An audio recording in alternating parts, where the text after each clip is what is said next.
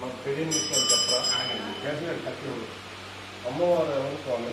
ఈ అమ్మవారి పేరు ప్రత్యంగిర. ఈవిడ శివ పార్వతుల మానస పుత్రిక. శివుడు పార్వతుల ఇద్దరి మనస్సు నుంచి పుట్టినటువంటి దేవత. శక్తి స్వరూపిణి, చైతన్య స్వరూపిణి. అందుచేత వచ్చిన భక్తుల యొక్క కోరికలు ఇక్కడ గంటల శబ్దం ద్వారా వింటారు. అందుకని ఈ దేవాలయంలో 12 గంటలు ఏర్పాటు చేశారు.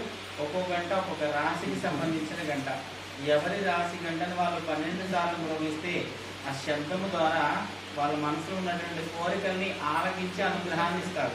ఈవిడని భూత ప్రేత పిశాచ గణములకు అధినాయకురాలు అని చెప్తారు. ఈ అమ్మవారికి ఎండుగరపకాయలు దండల్ని అలంకరణగా ఉపయోగిస్తారు.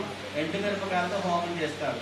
దృష్టి దోష, నరదోష, మంత్ర ప్రయోగ దోష నివారణకి ప్రధానంగా ఈ అమ్మవారిని ఆరాధిస్తూ ఉంటారు. అష్టమి, పౌర్ణమి, అమావాస్య రోజుల్లో చాలా విశేషంగా ఈవిడని పూజిస్తూ ఉంటారు. ఎవరు ఏ కార్యం కోసమైతే వచ్చి ఆవిడని ఆరాధిస్తారో అది తప్పక నెరవేరుతుంది. నరదోష పోతుంది, శత్రుపీడ పోతుంది.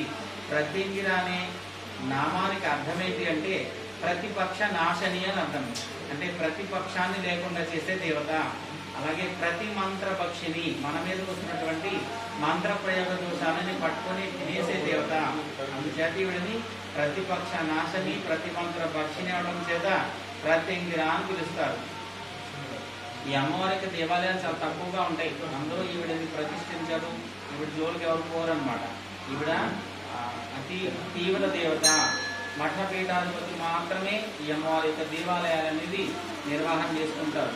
ఇక్కడ శైవ క్షేత్రంలో పీఠాధిపతి శ్రీ శ్రీ శ్రీ శివస్వామిజీ వారు సంపూర్ణ విధానంతో, సంపూర్ణం అంటే 64 శిరస్సులు గల అమ్మవారు ఉంది ఇక్కడ.